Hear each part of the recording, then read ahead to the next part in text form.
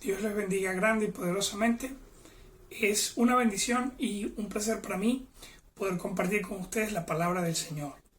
En esta oportunidad vamos a estar estudiando en el tiempo de enseñanza el capítulo 4 del Evangelio de Juan. Para mí es un capítulo muy especial, ya que en este capítulo ocurre la historia de la mujer samaritana. Una mujer que no conocía verdaderamente la salvación, pero el Señor Jesucristo tuvo un encuentro personal con ella, con la que a través de una conversación especial la guía para que ella pueda despejar algunas dudas, algunas confusiones que ella tenía sobre Dios y tenía sobre la salvación, para luego poder entender que Cristo es la salvación. Y cuando ella por fin logra liberarse de sus confusiones y reconocer que solamente Cristo puede salvarle, el Señor Jesucristo le dice en el versículo 26, Jesús le dijo: yo soy el que habla contigo.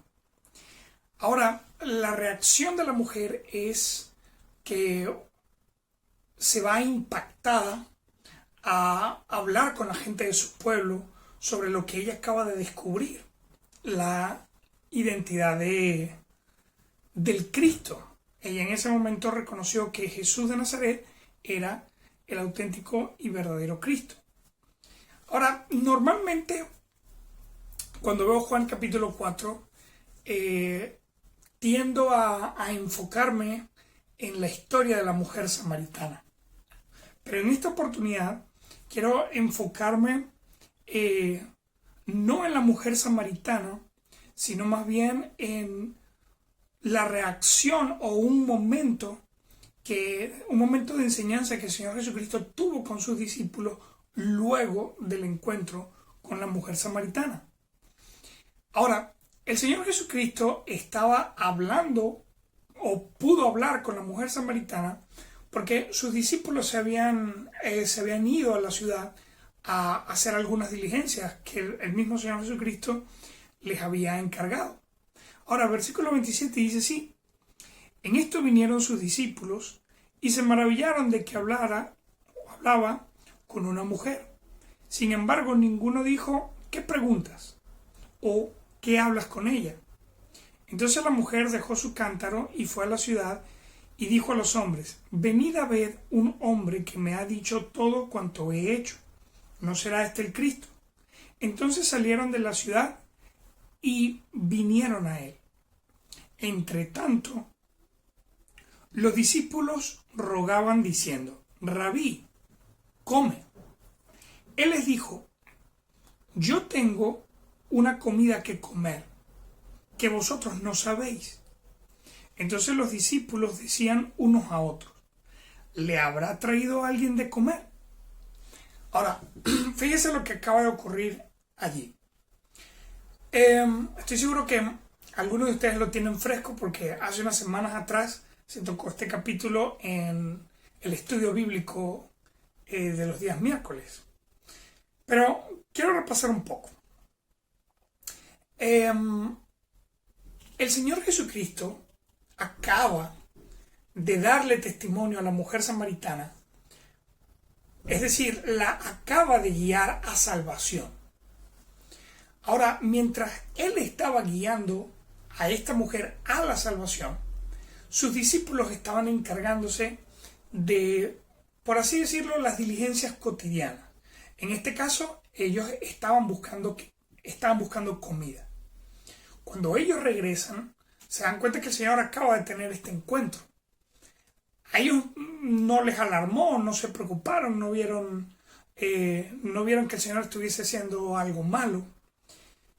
Y cuando esta mujer se va directo a testificar, directo a decirle a los demás samaritanos que ella conocía que acaba de encontrar al Cristo, sus discípulos vienen al Señor y le ruegan que coma.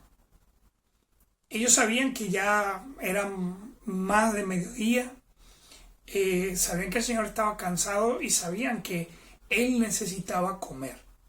Porque aunque el Señor Jesucristo es Dios, Él estaba en este mundo con una forma humana. Entonces su cuerpo se cansaba y su cuerpo también necesitaba comer. Por eso sus discípulos, que fueron diligentemente a buscar comida, ellos están preocupados de que el Señor Jesucristo también coma. Ahora, lo interesante acá es que el Señor Jesucristo les dice, yo, en el versículo 32, yo tengo una comida que comer, que vosotros no sabéis. Lo interesante aquí es que el Señor Jesucristo quiere aprovechar esta oportunidad para darles una enseñanza, para compartir una enseñanza espiritual con sus discípulos. Lo interesante es que los discípulos no agarraron la pullita, o sea, ellos no agarraron, no entendieron de lo que el Señor Jesucristo verdaderamente estaba hablando.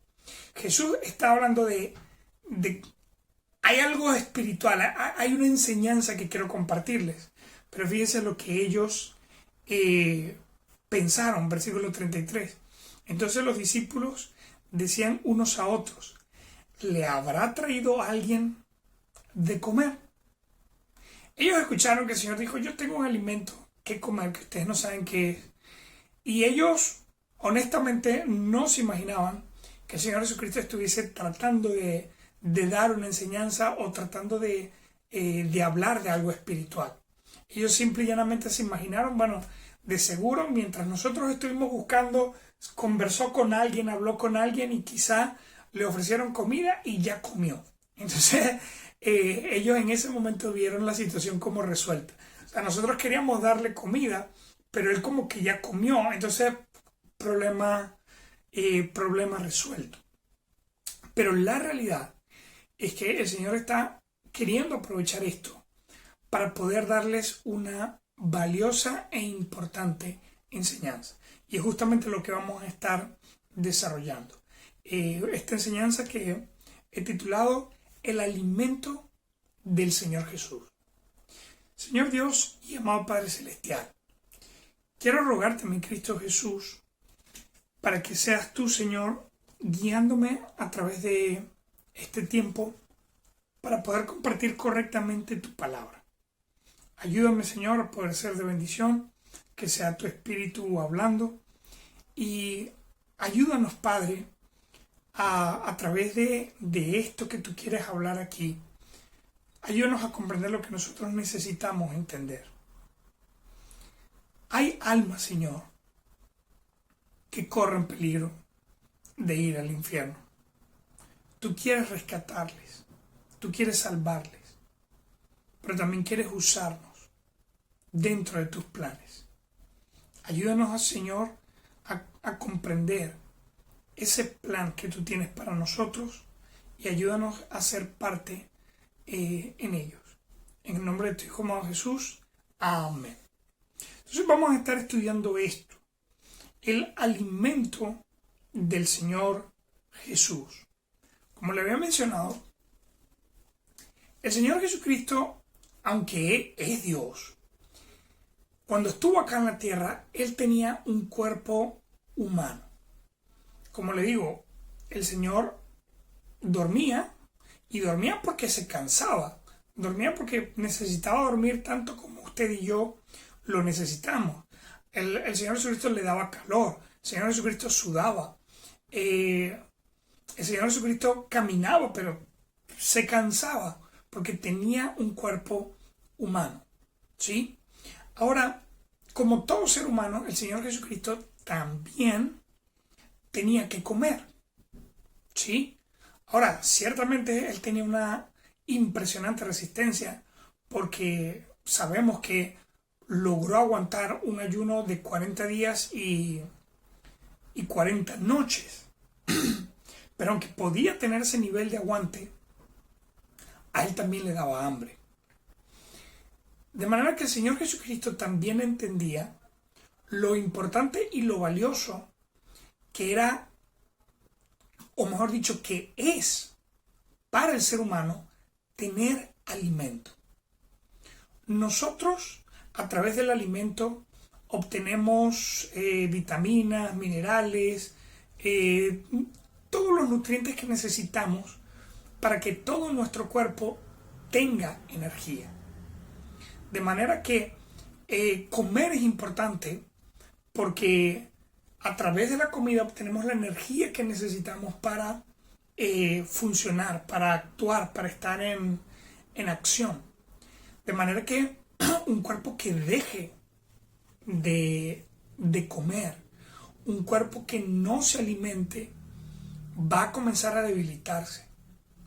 Y si llega a un punto extremo donde deja de comer, las personas pueden llegar a morir. Claro, hoy en día nosotros nos damos cuenta de lo exagerado que éramos anteriormente cuando decía me estoy muriendo de hambre. Y de repente es una frase como muy común, me estoy muriendo de hambre. Pero es una realidad, sí puede llegar a ocurrir. Hay países como los países africanos, donde literal y realmente hay gente que está muriendo porque no tiene nada que llevarse a la boca. Y quizá hoy en día en Venezuela nosotros somos más sensibles a la necesidad del alimento. Y creo que la situación económica nos ha ayudado a comprender que es más valioso tener comida que tener celular, que tener ropa, que tener accesorios y este tipo de cosas. Ahora, obviamente el Señor Jesucristo comprende lo valioso y lo importante que es el alimento. Trabajamos para tener alimento. Nos preocupamos cuando no tenemos alimento. Lo buscamos en la mañana, lo buscamos en la tarde, lo buscamos en la noche. Es decir, el alimento, la comida es parte de nuestro diario vivir. Y por supuesto, la comida no es solamente un estrés. Nosotros también disfrutamos la comida. La comida nos puede traer alegría, la comida nos puede traer satisfacción, ¿no? Entonces, no es raro que el Señor Jesucristo no aprovechara o no es raro que el Señor Jesucristo no perdiera la oportunidad de dar una enseñanza a través del alimento. Ahora, Él les dijo, yo tengo una comida que comer que vosotros no sabéis. Entonces los discípulos decían unos a otros, ¿le habrá traído alguien de comer? Es decir, ellos no entendieron de lo que el Señor Jesucristo se refería. Por eso, en el versículo 34, el Señor comienza a hablarles más directo y con más claridad. Y aquí empezamos oficialmente los puntos de la enseñanza. Estamos hablando sobre el alimento del Señor Jesucristo. Ahora, en el versículo 34, vamos a ver a qué se refería el Señor Jesucristo con la comida de la que Él estaba hablando. Versículo 34, Jesús les dijo, mi comida es que haga la voluntad del que me envió y acabe su obra.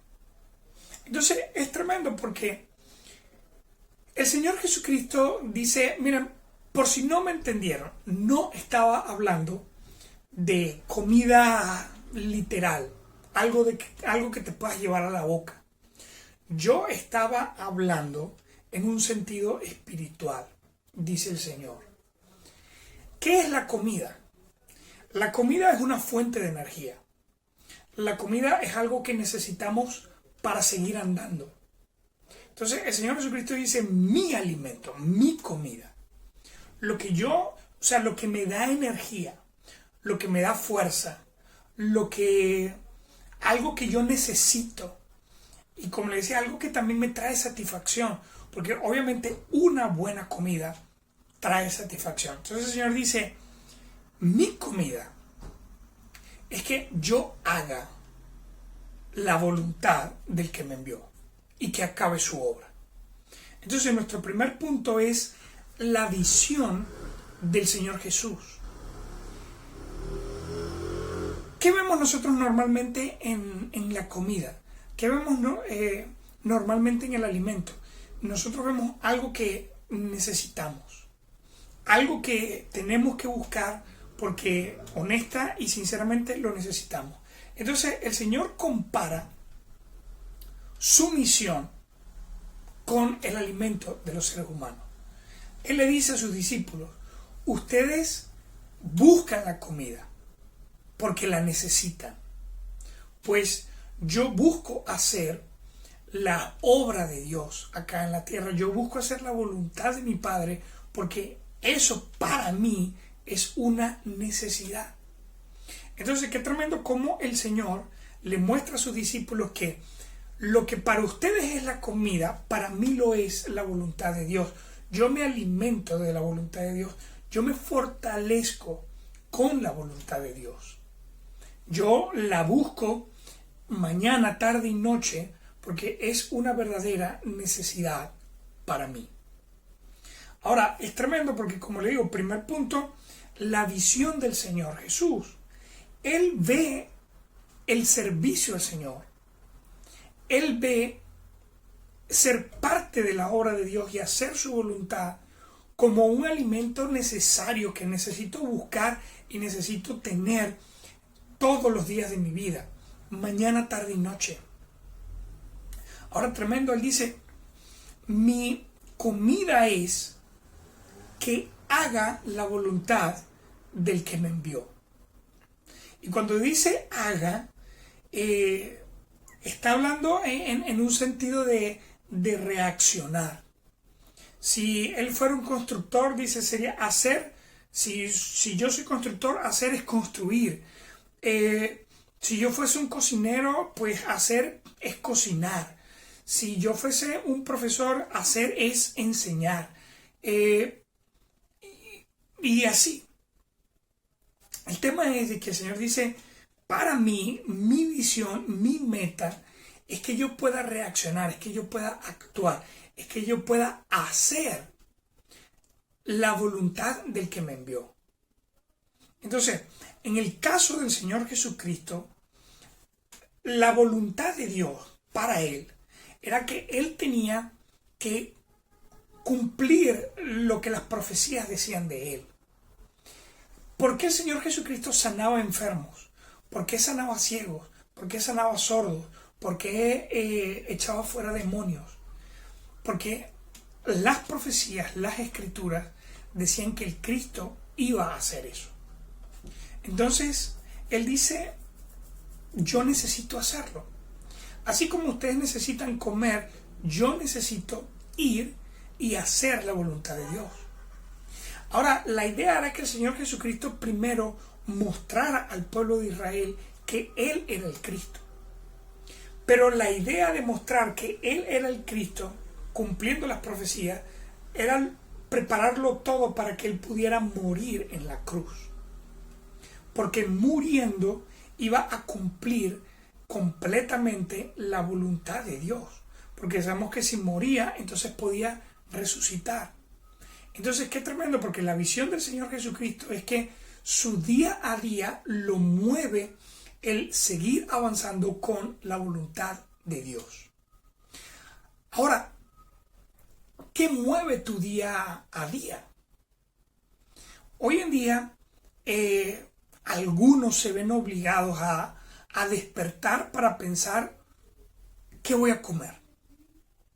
¿Qué voy a dar a mi familia? ¿Qué voy a conseguir? Y de alguna manera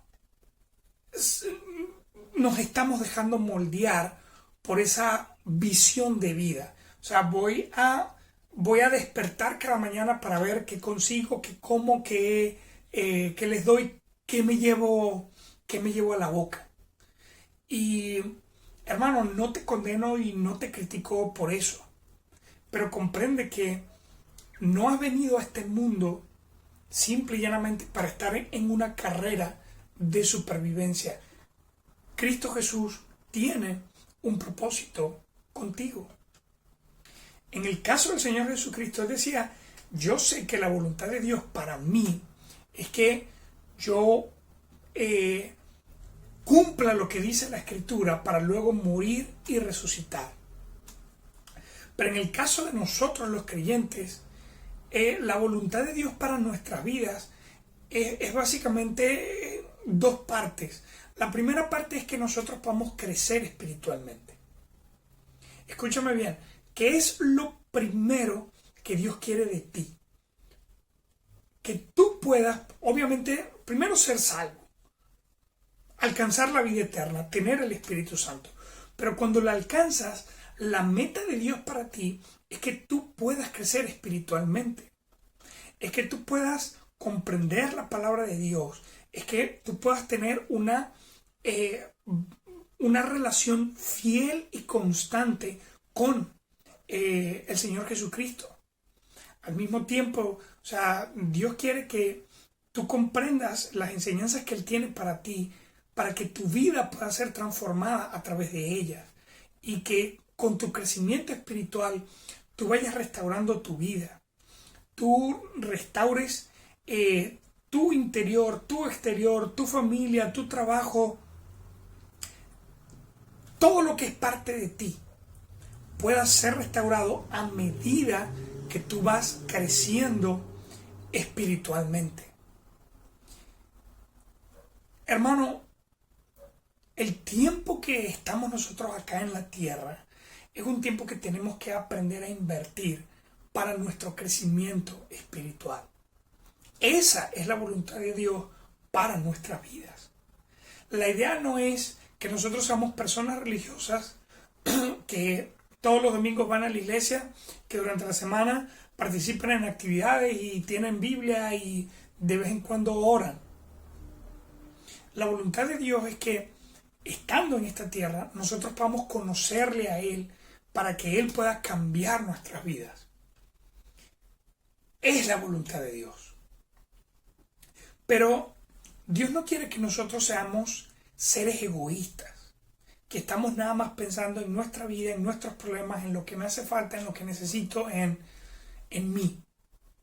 Sino que la meta de que tú crezcas espiritualmente es que tú puedas ser de bendición a la vida de las personas que te rodean. De manera que Dios quiere que tú crezcas espiritualmente, alrededor puedan ver a Cristo en ti. Y que de esa manera tú te conviertas en un instrumento, en un guía de salvación para las personas que te rodean. Entonces, fíjate bien, el Señor Jesucristo decía, mi alimento es que haga la voluntad del que me envió, pero también que acabe su obra. Y cuando Él hablaba de acabar la obra, estaba hablando de completar, de llevar a un final. Hay cristianos que de repente dicen, bueno, yo le prediqué a una persona y ahora esa persona está en la iglesia. Amén, gloria a Dios. Pero el trabajo no termina allí. El trabajo termina o cuando mueras, y por cierto no sabes cuándo va a ocurrir, o cuando venga Cristo por nosotros. Y tampoco sabemos cuándo va a ser. Ahora, ciertamente algunos de nosotros vemos nuestra muerte muy lejos, pero la venida de Cristo sí está cerca. Y las cosas que están ocurriendo a nuestro alrededor deberían hacernos sentir más alerta en cuanto a este tema. Cristo está cerca y qué tanto he avanzado en su voluntad, qué tanto he avanzado en crecer espiritualmente y en ayudar a otros a llegar a Cristo Jesús. Hay cristianos que están graves porque no están invirtiendo en su crecimiento espiritual. No están buscando arrepentimiento, no están buscando cambios en su vida, no están buscando que su carácter sea como el de Cristo. Y está fallando por eso. Pero por el otro lado tenemos gente que de repente sí, se está invirtiendo en su crecimiento espiritual, pero no se está invirtiendo en poder ayudar a otros, en llevar el evangelio a otros. ¿Sí? Entonces, en este caso, no se trata de hacer una de dos. Es como dijo el Señor Jesús, hacer su voluntad y acabar su obra. Entonces, el Señor compara esto con el alimento. Él dice, miren, así como ustedes buscan el alimento y así como ustedes lo necesitan, así me pasa a mí con la voluntad de Dios. Yo la busco tanto como ustedes buscan la comida y yo la necesito tanto como ustedes necesitan el alimento. Entonces, ¿qué dice el Señor? Yo necesito hacer la voluntad de Dios y acabar su obra. ¿Qué necesitas tú? Tú necesitas crecer espiritualmente, pero al mismo tiempo necesitas convertirte en un instrumento de salvación para otros. Hermanos, Satanás está trabajando fuertemente para que nosotros le tengamos miedo al contacto con las personas.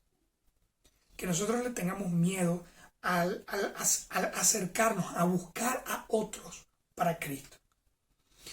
Y obviamente con todo esto del virus y la pandemia, no te estoy diciendo que seas una persona imprudente que va a tomar a Dios como una excusa para romper las reglas y romper las normas. No.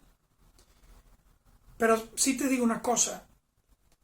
En Venezuela, en España, en Pekín, en Estados Unidos, donde usted se quiera poner, la medida de seguridad es lavarse las manos y usar su mascarilla. Si usted lo hace, dentro de lo que cae, pues es todo lo que puede hacer. Entonces, si usted tiene su mascarilla y usted se lava sus manos, no tenga miedo de buscar a otros para compartir el Evangelio, para guiar a Cristo. Hoy en día estamos escuchando semanalmente cómo gente está muriendo. Estamos escuchando cómo gente está enferma, está debilitada, está perdiendo su vida.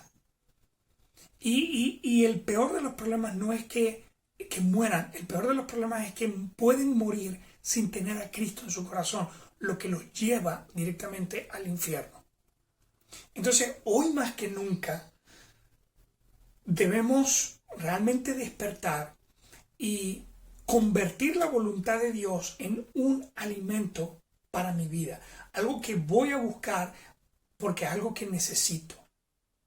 Hermano, yo entiendo que por las condiciones de transporte, hoy en día no podemos ir muy lejos ni siquiera en la propia ciudad. Pero yo no veo eso como una excusa para dejar de buscar la voluntad de Dios. Yo más bien creo que el Señor nos está redireccionando y nos está apuntando en dónde debemos trabajar. Hermano, hoy en día lo más lejos que usted puede ir es su comunidad. Entonces, fíjese, la gente sigue saliendo a buscar comida.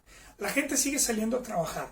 Hoy en día, por lo que he escuchado, incluso el gobierno va a permitir que los niños y los jóvenes vuelvan otra vez a la escuela. Con una medida realmente muy extraña de, una semana van a tener clase y una semana no van a tener clase para protegerlos. Y el virus no funciona así, ¿sí? Uno no le puede poner horario al virus, pero el asunto está en que la gente igual va a mandar a sus niños a escuelas, a liceos, la gente va a ir a la universidad, la gente va a ir a trabajar, la gente va a ir al mercado, o sea, la gente va porque lo considera una necesidad. Entonces, nosotros también debemos despertar y darnos cuenta que hacer la voluntad de Dios es también una verdadera necesidad. Entonces, necesitamos hacer la voluntad de Dios. Para nosotros, crecer espiritualmente, pero también ser un instrumento para guiar a otros a Cristo. Por eso, pensando pues en las limitaciones que tenemos hoy en día, hemos comenzado a trabajar por estudios bíblicos en los sectores, ¿verdad?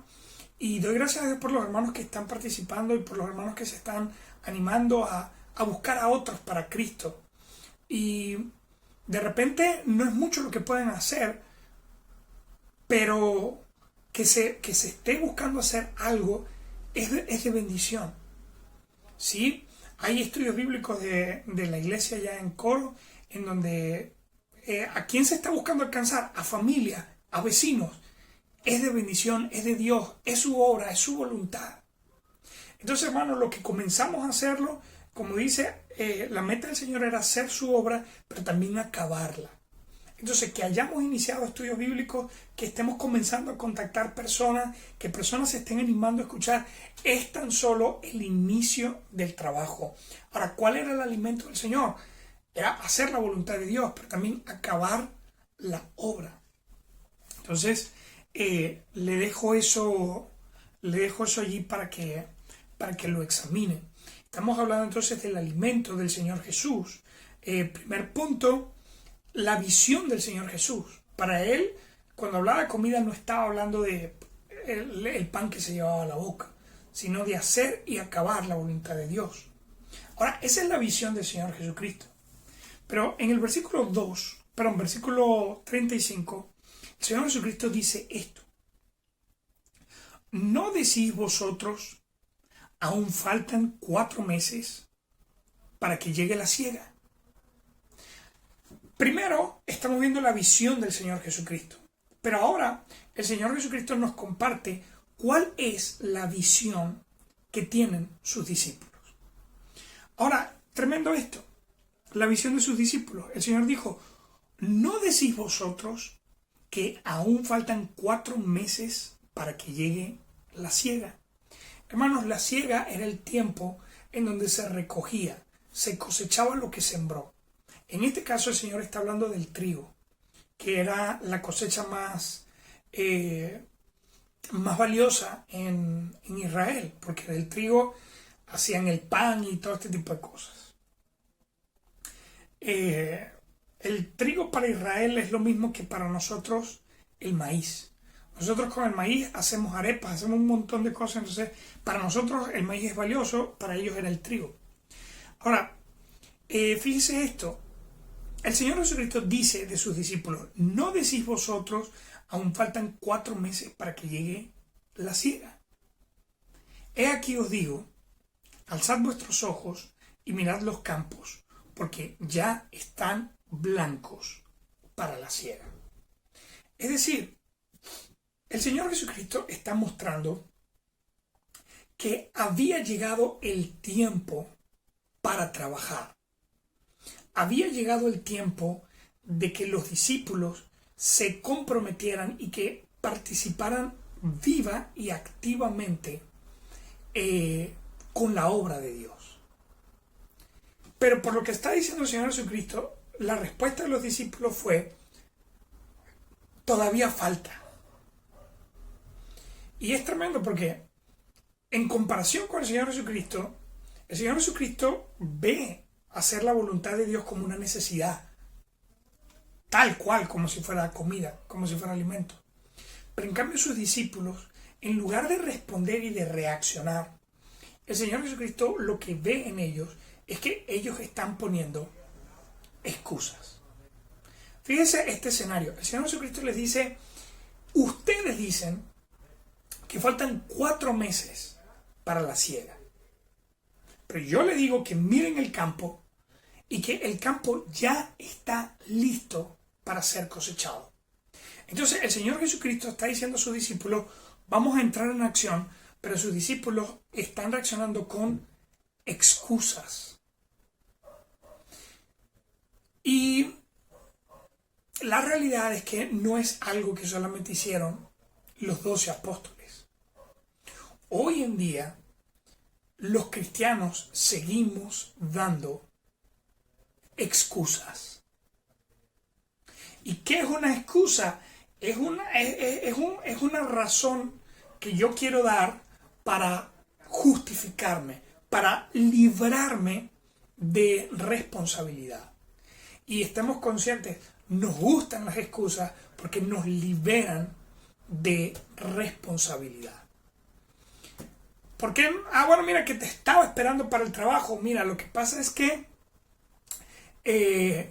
llovió y por la lluvia no pude ir. Entonces la lluvia se convierte en una razón que te quita responsabilidad. Entonces, claro, el que lo escucha dice, la lluvia. No, sí, te entiendo, era fuerte, es bastante intenso. Claro, no es tu culpa, te entiendo. Entonces, ¿qué es lo chévere de las excusas? Pues que nos quitan responsabilidad. Fíjense cómo funcionaba acá. El Señor les dijo, mira, es tiempo de ir a cosechar, es tiempo de ir a recoger. ¿Y qué decían los discípulos? Yo quiero ir, yo de verdad quiero ir. El problema es que falta todavía para recoger. Eso no ha madurado, eso no está listo, eso no ha crecido, entonces todavía falta. Es una excusa para no ir. Hoy en día, mira, el que no quería servir al Señor, el que no quería participar, el que es apático, indiferente, negligente con las cosas de Dios, hoy en día tiene la excusa perfecta. Yo quisiera buscar de Dios, yo quisiera servir al Señor, pero es que el virus.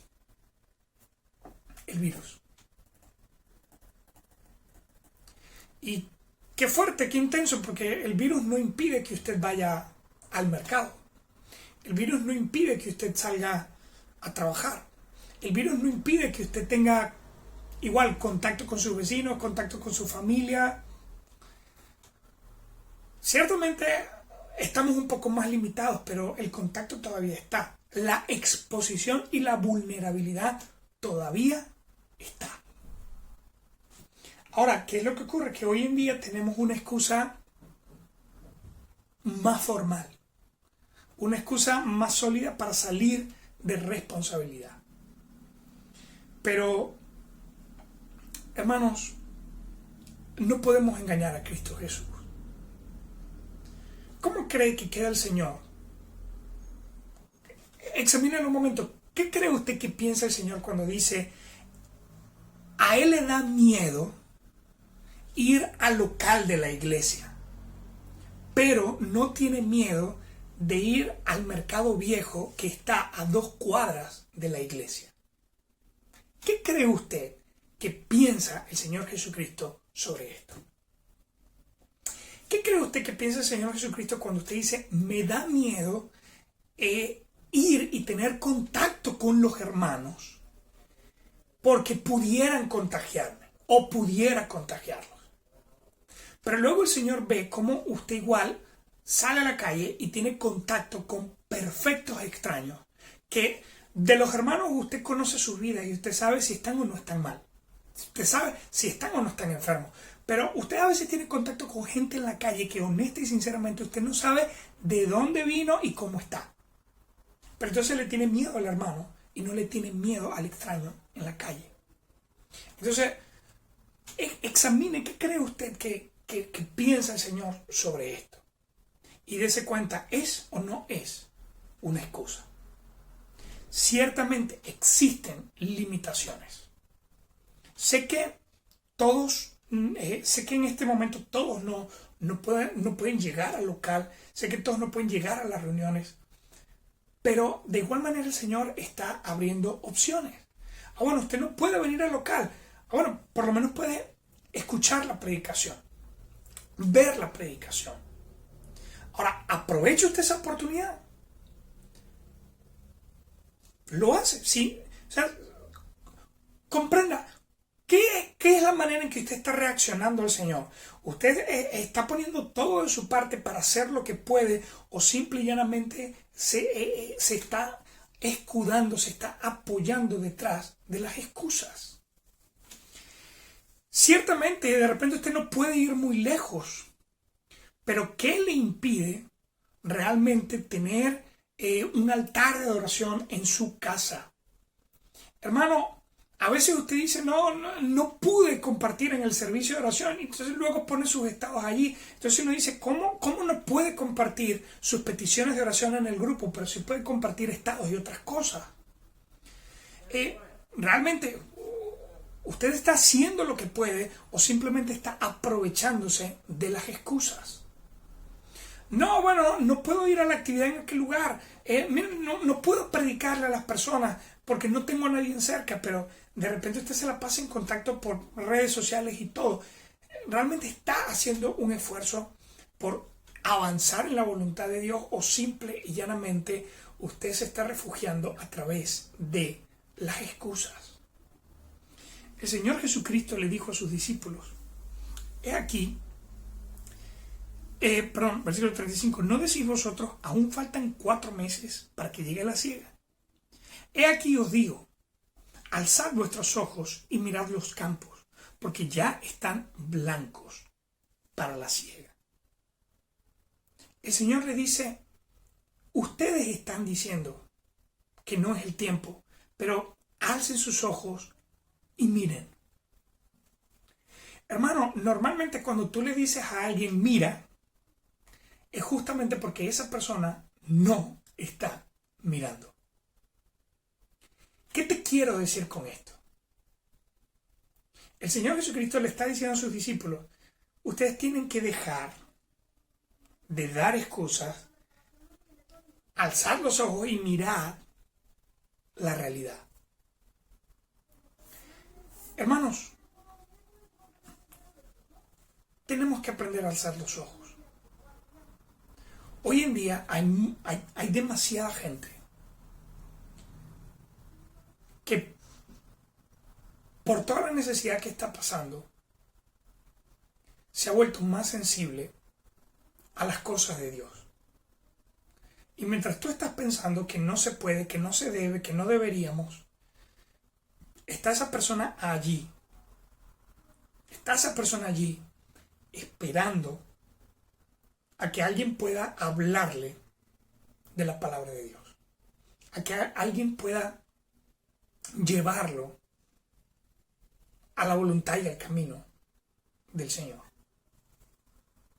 Entonces, honestamente te pregunto, ¿estás viendo lo que Dios te quiere mostrar? ¿O solamente te estás deteniendo a ver las excusas que tú puedes poner? Las justificaciones que te pueden hacer sentir bien. El Señor le dijo a sus discípulos, alcen los ojos.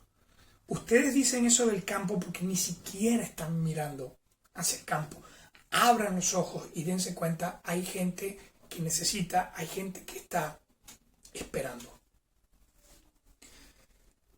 Para terminar, les comparto el versículo 36, dice, y el que siega recibe salario y recoge fruto para vida eterna, para que el que siembra goce juntamente con el que siega.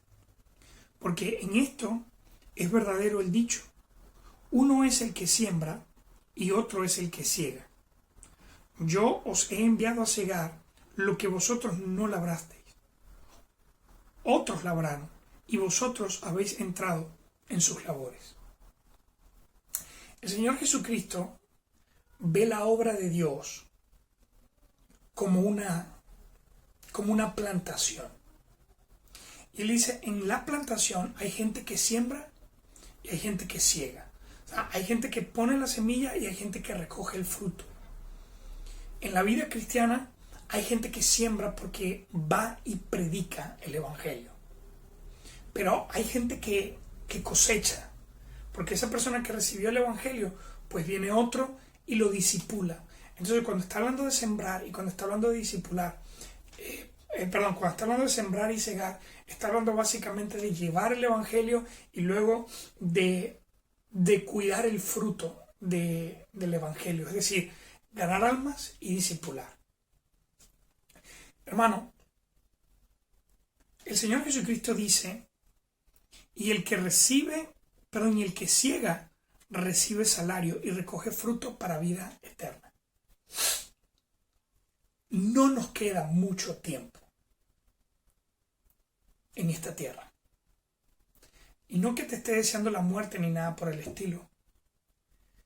Pero las cosas que están ocurriendo en Israel, en el Medio Oriente, que de repente están un poco opacadas por el tema del virus, esos pactos y esa búsqueda de paz que hoy en día se está dando en el Medio Oriente, son una alerta para la iglesia. Porque la persona que va a lograr un verdadero pacto de paz en el Medio Oriente es el anticristo. Y que ya se esté buscando de una manera más directa, de una manera más concreta, que se produzca eso, es solamente una preparación del escenario para el anticristo. Ahora, si todo esto ya se está preparando, ¿cuánto tiempo nos queda para que el Señor venga por nosotros? Hermano, la gente está preparada para escuchar, la gente está dispuesta para escuchar, pero tú tienes que disponerte a ser un instrumento para alcanzar a esas personas. Y de repente el problema de por qué tú no te dispones es porque no estás invirtiendo en tu crecimiento espiritual. Entonces no se trata simple y llanamente de ir a buscar a otros para Cristo. Se trata de crecer espiritualmente para poder guiar a otros a Cristo. Si tú estás, entonces estás aprovechando bien el poco tiempo que queda. Pero si tu vida no le está dando prioridad, no le está dando importancia al crecimiento espiritual que te va a permitir ser instrumento para otros, hermano, estás despilfarrando, menospreciando, desaprovechando la oportunidad que Dios te está dando para sembrar o para cegar en su obra. Por eso, mis hermanos, alcemos nuestros ojos y nos demos cuenta que la oportunidad de servir a Cristo, de buscarlo con todo nuestro corazón, es ahora. Que Dios te bendiga grande y poderosamente.